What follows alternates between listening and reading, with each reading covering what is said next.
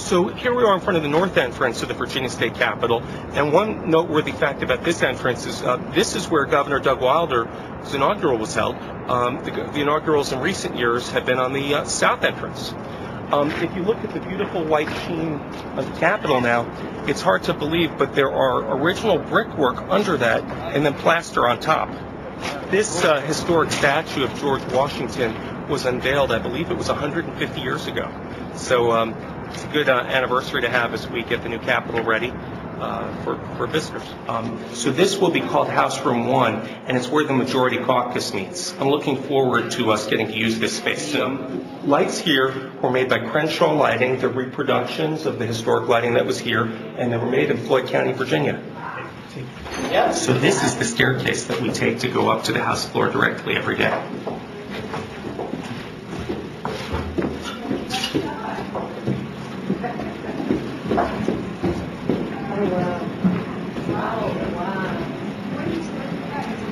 Oh, this is great. Oh, that's cool.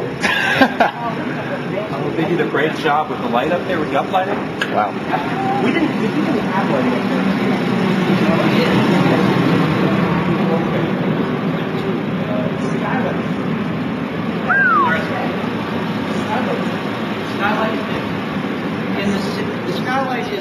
So this is my desk that was restored here in Richmond, seat number 32. And it looks a lot better than when it left the Capitol. This wing was built in 1906, and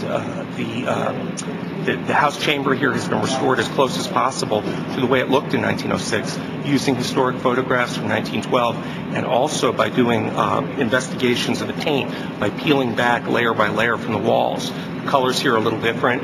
The gold trim is different. The carpet is new, similar to what we had before, but I believe that they've actually named a new carpet model after this. It was reproduced to look exactly like the other carpet. Also, we've restored the skylight for the house. What you see will be covered with opaque glass. When heating and air conditioning was added to the building, the skylight was covered up. So for the first time in many years, we'll have that natural light. So this carpet was recreated from the 1912 photograph to match the pattern that was originally here.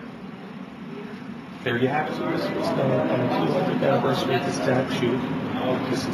So this plaque is the Virginia Statue of Religious Freedom, and it's one of just two plaques that are remaining in the House chamber from many that have been put here over the years. It was placed here to commemorate the 200th anniversary, and I'm glad that we have it here. Hopefully we'll be remembering what it says.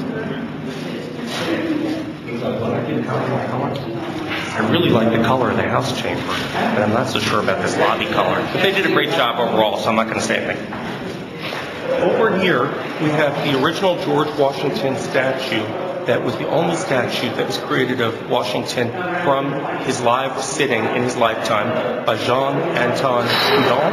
And this particular device is to keep the humidity at the right. We don't want the statue to be damaged. They're afraid to move it out of here because it's appraised at over $50 million. And then in these coves here, we have spaces where the busts of the Virginia-born presidents will return to their rightful spots. There's one extra cove where we have a bust of Lafayette, who's an honorary Virginia citizen. But if Mark Warner's elected president someday, we'll just put his bust in Lafayette's place. This is the old House chamber where the House of Delegates met from 1788 to 1906. If you take a look at the carpet here, this is the way the carpet really looked. And the manufacturer of the carpet is so sure that it's a historic match that they're going to be marketing it under the name of Virginia House of Delegates Carpet. And the Capitol Foundation will get 5% of the proceeds from selling that kind of carpet. So if anyone wants to buy a few hundred yards of carpet, you'll help us out. Here we are in the restored Virginia Senate chamber. I don't like the carpet as much. It's a little bit of a smaller room and more of a clubby feel, which I guess goes with the reputation of the Senate being more of a club. This is the historic grating along the stairway that was discovered when they pulled back the plaster. They were not expecting to find it, but it's nice to have it back.